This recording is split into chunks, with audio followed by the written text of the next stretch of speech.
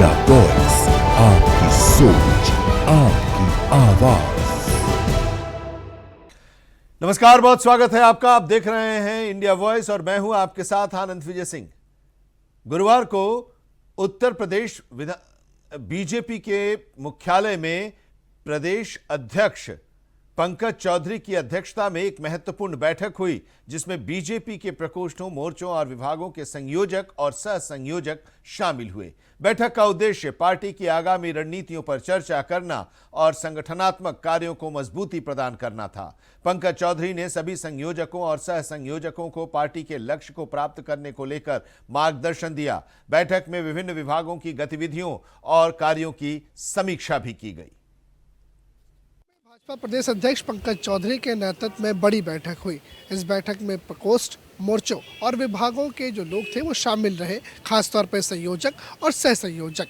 वैसे तो इस बैठक को लेकर कहा जा रहा है कि ये बैठक सिर्फ कम्युनिकेशन के लिए थी, आपस में पहचान के लिए थी, लेकिन आगामी चुनाव को और तमाम राजनीतिक बयानबाजियों को देखते हुए इस बैठक के कई अन्य भी मायने निकाले जा रहे हैं, जिनके तार सीधे आने वाले चुनाव से जुड़ रहे हैं। बहरहाल इस बैठक को अभी तक बताया गया कि प्रकोष्ठों की बैठक को सिर्फ कम्युनिकेटिंग रखा गया है, लेकिन आगे वाले चुनाव के लिए भी ये बैठकें महत्वपूर्ण हो सकती हैं। उत्तर प्रदेश में लगातार जब से पंकज चौधरी प्रदेश अध्यक्ष बने हैं, तब से एक के बाद एक बैठकों का दौर जारी है। ऐसे में इस बैठक को भी बेहद अहम माना जा रहा है। कैमरा सहयोगी हरीश के साथ अनुराग तिवारी, इंडिया वॉइस। देखिए, हमारे प्रकोष्ठ, प्रकल्प और विभाग की बैठक थी। इसमें प्रदेश के सभी संयोजक, सह संयोजक सारे लोग आए थे। एक तो हम इन लोगों से भी मुलाकात भी नहीं हुई थी, उनसे परिचयात्मक मुलाकात थी, और बाकी जो कार्य भारतीय जनता पार्टी का योजनाएं जो चल रही हैं उनको नीचे तक पहुंचाने का निवेदन भी किया गया है। उत्तर प्रदेश कांग्रेस कमेटी के अध्यक्ष अजय राय ने योगी सरकार पर तीखा हमला किया है। उन्होंने कहा कि प्रदेश में जंगल राज कायम है और मुख्यमंत्री योगी आदित्यनाथ इस जंगल के राजा बने हुए हैं।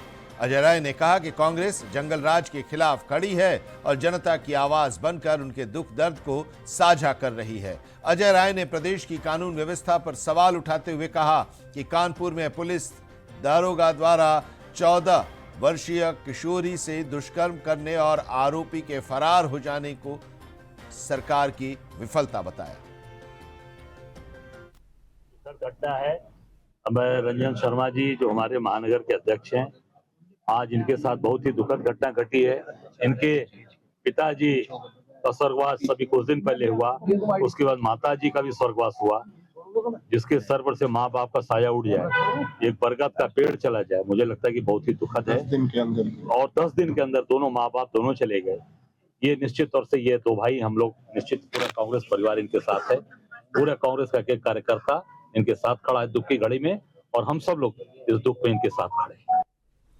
और खबर लखनऊ से, जहां ईरान में हो रहे हिंसक प्रदर्शनों पर ऑल इंडिया मुस्लिम जमात के राष्ट्रीय अध्यक्ष मौलाना मुफ्ती शहाबुद्दीन रिजवी ने कहा कि ईरान की स्थिति बहुत बिगड़ चुकी है और इसके पीछे अमेरिका और इजराइल का हाथ है। उन्होंने बताया कि अमेरिका लंबे समय से ईरान की आर्थिक स्थिति को कमजोर करने में लगा हुआ है और विभिन्न पाबंदियों के जरिए वहां की कमजोरी को बढ़ावा दिया है। रिजवी ने यह भी कहा कि अमेरिका ईरान पर कब्जा करना चाहता है और मौलाना खामनेई की हुकूमत को समाप्त करने की कोशिश कर रहा है। उनका उद्देश्य पूर्व शासक रजा शाह पहलवी के बेटे को सत्ता में लाना है, लेकिन ये बहुत कठिन होगा। हाल बहुत धमाकाखेज है और वहाँ पर अमेरिका और इस्राइल ईरान में तख्ता पलटना चाहते हैं और वो चाहते हैं कि मौलाना खामनाई का इक़्तिदार ख़त्म हो जाए और वहाँ पर अमेरिका का इक़्तिदार हो या रज़ा शाह पहलवी के पोते को ला करके बिठा दिया जाए, मगर ये ऐसा मुमकिन नहीं है।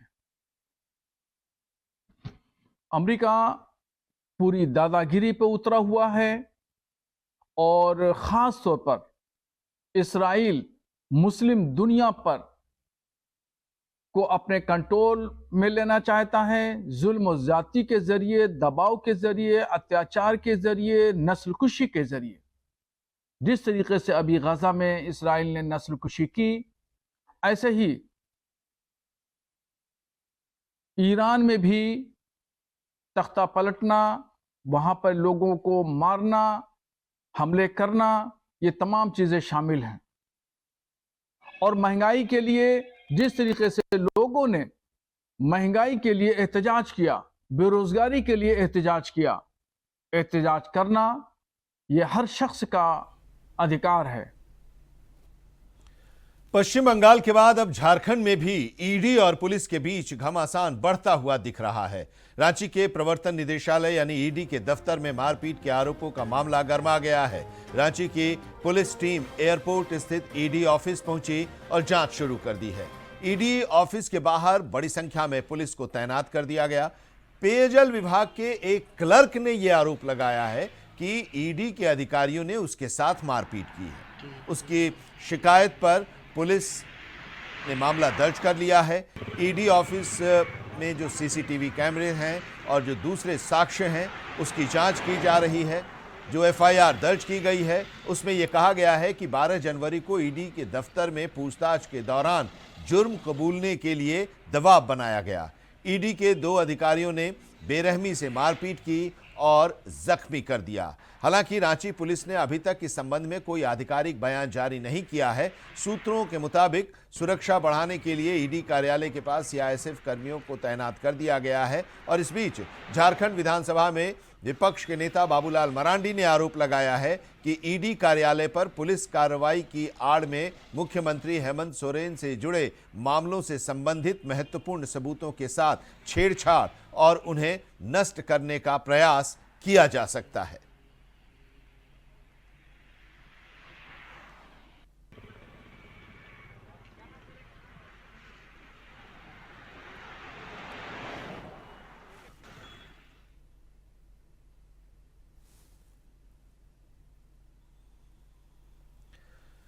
मुख्यमंत्री पुष्कर सिंह धामी की अध्यक्षता में मंत्रिमंडल की बैठक हुई।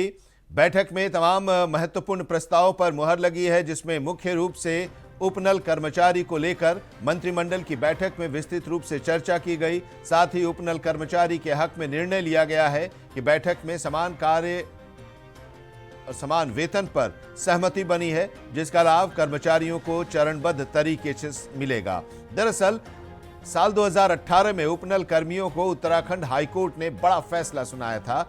उत्तराखंड हाईकोर्ट ने उपनल कर्मियों को नियमितीकरण करने का आदेश दिया था। हालांकि उत्तराखंड हाईकोर्ट के इस फैसले के खिलाफ राज्य सरकार सुप्रीम कोर्ट चली गई थी, लेकिन सुप्रीम कोर्ट से भी सरकार को कोई राहत नहीं मिली। मतलब सुप्रीम कोर्ट में भी सरकार की याचिका खारिज हो गई थी। बड़ी बात यह है कि इस मामले को लेकर उपनल कर्मचारी सरकार के खिलाफ अवमानना याचिका भी लगा चुके हैं और तभी से सरकार पर कोई निर्णय लेने का दबाव था। आखिर में सरकार ने कोर्ट के आदेश के क्रम में मंत्रिमंडलीय उप समिति का गठन भी किया। मंत्रिमंडलीय उप समिति की सिफारिशों पर सरकार ने कैबिनेट की बैठक में महत्वपूर्ण फैसले लिए।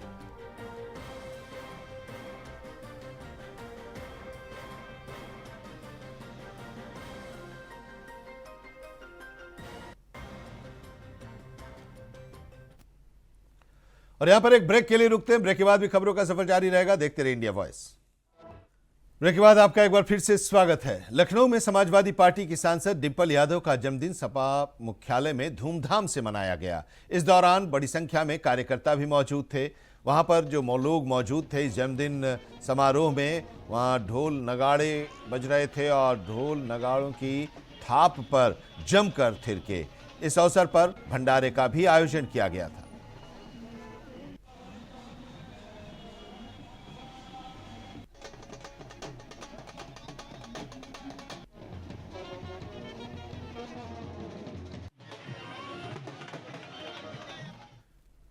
समाजवादी पार्टी के महासचिव छत्रपाल यादव ने सीतापुर के लहरपुर इलाके में आयोजित किसान गोष्ठी कार्यक्रम में शिरकत की। इस दौरान उन्होंने बीजेपी सरकार पर गंभीर आरोप लगाए।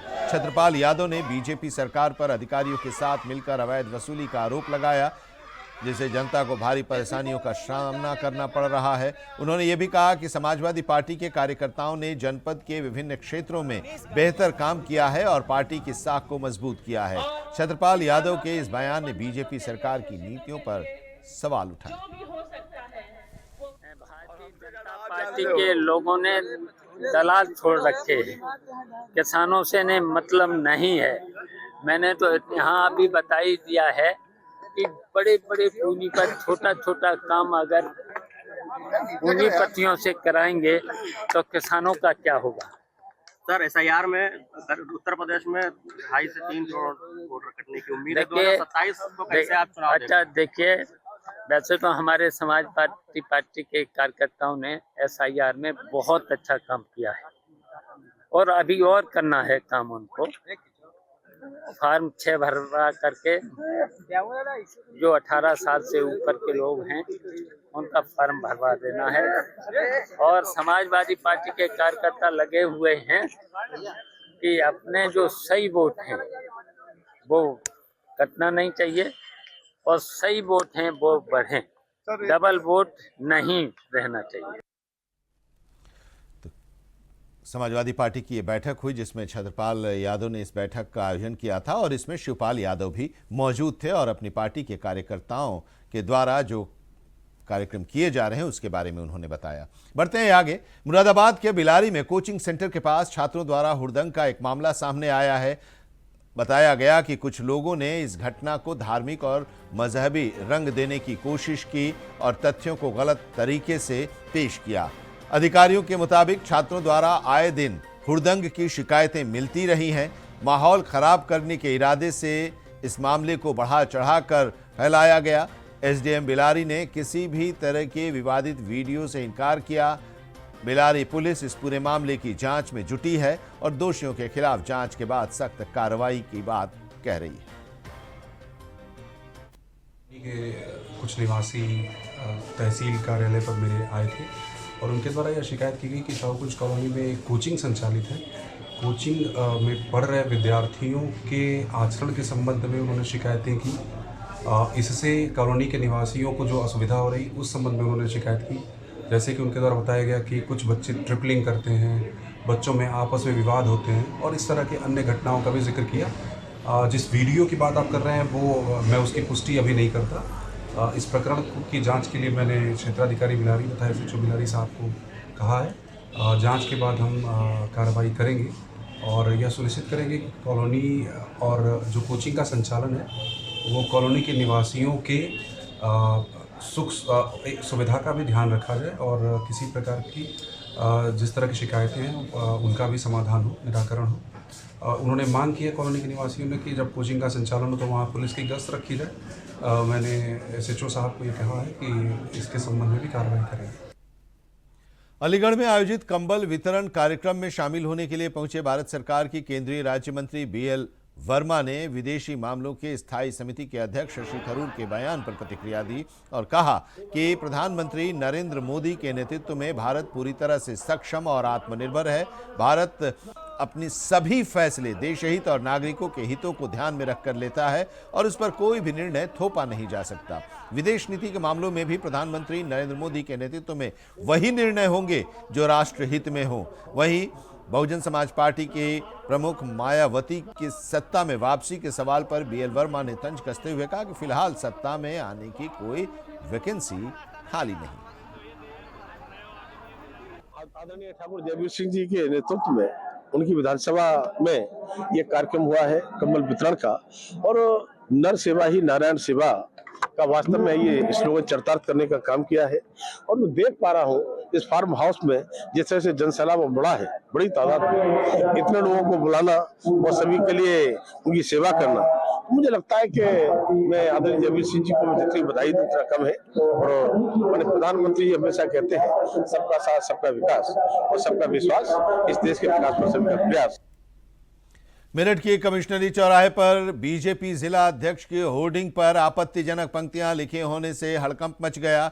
इस होर्डिंग में बीजेपी के नए जिला अध्यक्ष हरबील पाल को बधाई दी गई थी, लेकिन उस पर लगे एक स्टिकर में अशोभनीय और भड़काऊ संदेश था। देखिए हमारे संवाददाता शाहरुख सैफी की मेरठ से ये रिपोर्ट। में कुछ दिन पहले भाजपा ने जिला अध्यक्ष की नियुक्ति की थी और उस नियुक्ति में हरबील पाल सिंह को यहाँ जिला अध्यक्ष बनाया गया था। ये सामने होर्डिंग लगा हुआ है, आप देखिए सामने इस होर्डिंग पे हरबील पाल जी यहाँ जिला अध्यक्ष, इनका बोर्ड लगा हुआ है, उस पर लिखा हुआ है मिशन 2027 जय भाजपा तय भाजपा, वरिष्ठ कार्यकर्ता श्री हरबील पाल जी। और उसी हरबील पाल जी के पोस्टर के साथ साथ मुँह पर ये एक पोस्टर और चस्पा हुआ है, उसमें सामने लिखा हुआ है पूजा तुम कहाँ हो, पर पिता परमेश्वर के मुंह पर अलग तरीके से कुछ लिख करके आ जाओ, इनके होते हुए भी मैं तुम्हें 17 साल से ढूंढ रहा हूं, अरुण बिजनौर। तो मतलब ये एक पोस्टर के ऊपर एक चस्पा किया है और ये सोशल मीडिया पर तेजी से वायरल हो रहा है। ये मेरठ के कमिश्नरी चौराहे पर ये बड़ा होर्डिंग लगा हुआ है जिस पे आज साफ तौर पर लिखा हुआ है, शब्दों में लिखा हुआ है। अब ये वायरल होता नजर आ रहा है। ये कौन है, किसने लिखा है? हालांकि इसमें भाजपा का ये पोस्टर है, होर्डिंग है, इसके ऊपर ये पोस्टर लगाया गया है जिसमें बिजनौर का ये बताया जा रहा है। कैमरामैन मोहसिन खान के साथ मैं शाहरुख सैफी, इंडिया वॉइस मेरठ। मथुरा में एसएसपी श्लोक कुमार की निगरानी में साइबर अपराधियों के खिलाफ कार्रवाई की जा रही है। थाना गोवर्धन पुलिस और एसओजी टीम ने 25,000 रुपए के इनामी साइबर अपराधी मोहम्मद साद उर्फ काला को गिरफ्तार कर लिया है। मुठभेड़ के दौरान आरोपी घायल हुआ। वो देव सेरस गांव से देश के विभिन्न राज्यों में फर्जी कॉल और साइबर फ्रॉड के जरिए लोगों को ठगता था। मोहम्मद साद के कब्जे से स्प्लेंडर मोटरसाइकिल बिना नंबर का था, वो बरामद किया गया है। इसके साथ ही एक तमंचा, 2 जिंदा कारतूस और 2 खोखा कारतूस भी बरामद किया गया है।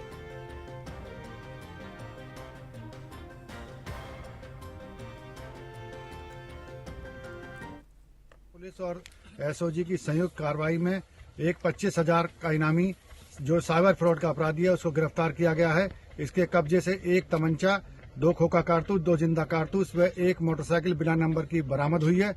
इस पर थाना गोवर्धन में काफी मुकदमे पंजीकृत हैं। इसके पैर में गोली लगी है। इसको उपचार के लिए अस्पताल रवाना कर दिया गया है। विधिक कार्रवाई अमल में लाई जा रही है। और खबर बिहार से। बिहार के छपरा जंक्शन रेलवे स्टेशन पर सोशल मीडिया के लिए स्टंट और आपत्तिजनक रील बनाने वाले 8 युवकों को आरपीएफ ने गिरफ्तार किया है। आरोपी प्लेटफॉर्म और सर्कुलेटिंग एरिया में मोटरसाइकिल से खतरनाक स्टंट कर रहे थे और तेज गानों पर वो रील बना रहे थे। कार्रवाई में 3 बाइक और आरोपियों के खिलाफ रेल अधिनियम के 3 बाइक बरामद किया गया है और इसके साथ ही आरोपियों के खिलाफ रेल अधिनियम के तहत मामला भी दर्ज किया गया है। आरपीएफ ने कहा कि सुरक्षा के साथ खिलवाड़ कतई बर्दाश्त नहीं किया जाएगा। ये सब वीडियो बनाना मना है और इसको क्या करते वीडियो को तुम लोग पोस्ट करते हो। अच्छा, पोस्ट करते हो, स्टोरी लगाते हो, किस चीज को? मथुरा पुलिस का ऑपरेशन लंगड़ा अभियान जारी है। थाना वृंदावन पुलिस ने छिनेती की घटना को अंजाम देने वाले 3 बदमाशों गौरव, रोहित और विमल के साथ मुठभेड़ हुई। मुठभेड़ में तीनों बदमाशों के पैर में गोली लगी।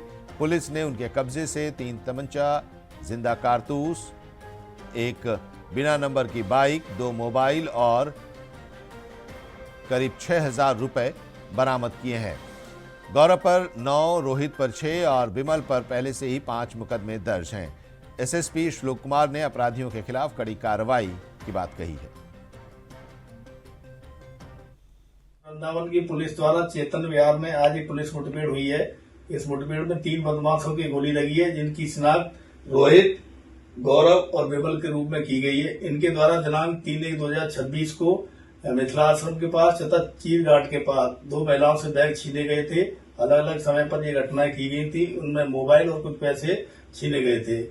आज इनसे मुठभेड़ के दौरान 2 मोबाइल, 3 तमंचे, जिंदा कारतूस और एक मोटरसाइकिल और 5800 रुपए बरामद किए गए हैं। ये वही मोबाइल है जिनके द्वारा दिनांक 3/1/2026 को महिलाओं से छीने गए थे। बदमाशों को उपचार हेतु रवाना किया गया है। आवश्यक कार्रवाई की जा रही है। मेरठ के परतापुर थाना क्षेत्र में आजाद समाज पार्टी के वरिष्ठ नेता संजय हरित पर फायरिंग की घटना का पुलिस ने महज 10 घंटे में खुलासा कर दिया है। पुलिस ने 3 आरोपियों को इस मामले में गिरफ्तार किया है जिनके खिलाफ पहले से ही गंभीर आपराधिक धाराओं में मामले दर्ज हैं। एसपी सिटी आयुष विक्रम सिंह ने बताया कि संजय हरित है वो अपनी स्कॉर्पियो से पूठा रोड होते हुए मेरठ ब्लॉक कार्यालय जा रहा था। तभी बाइक सवार युवकों ने अचानक उनकी गाड़ी पर फायरिंग कर दी। गोली कार के बोनट और शीशे को जूते हुए निकल गई जिससे संजय हरित बाल बाल बच गए। इस घटना के बाद इलाके में अफरा तफरी मच गई। गिरफ्तार आरोपियों के खिलाफ पहले से ही गंभीर धाराओं में कई मुकदमे दर्ज हैं।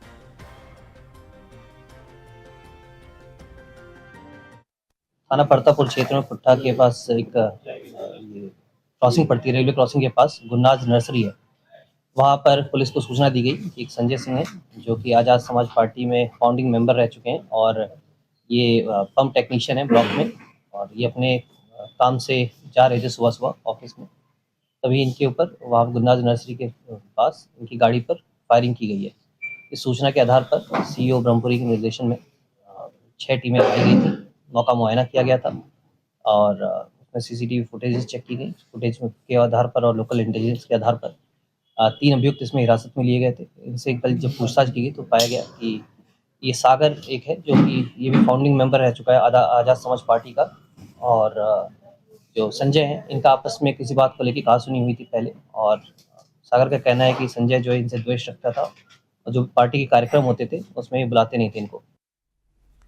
ललितपुर में नेशनल हाईवे 44 पर बन रहे निर्माणाधीन कैलगुआ ओवरब्रिज का मंडलायुक्त विमल कुमार दुबे ने निरीक्षण किया और NH 44 के अधिकारियों को धन्यवाद भी दिया और कहा कि कुछ दिन में ये ओवरब्रिज फिर से शुरू कर दिया जाएगा। वहीं जिलाधिकारी सत्यप्रकाश ने भी जनता को मकर संक्रांति की शुभ अवसर पर केलगवा ओवरब्रिज के खोले जाने की बात कही। निरीक्षण के दौरान उत्तर प्रदेश सरकार में राज्य मंत्री मनोहर लाल पंत, सदर विधायक राम रतन कुशवाहा भी मौजूद थे।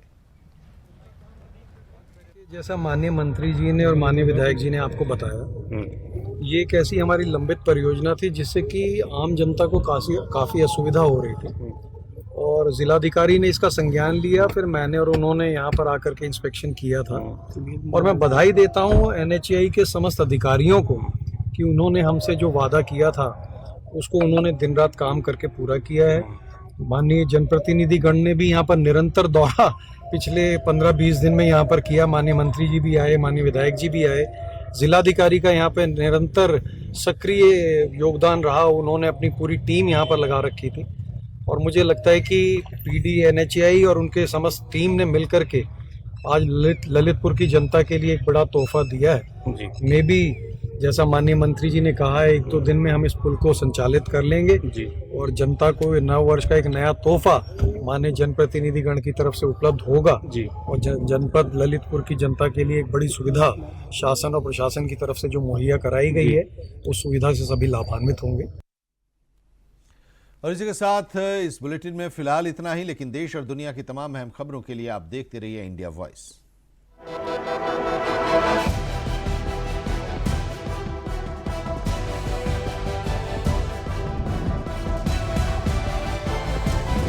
इंडिया वॉइस, आपकी सोच, आपकी आवाज।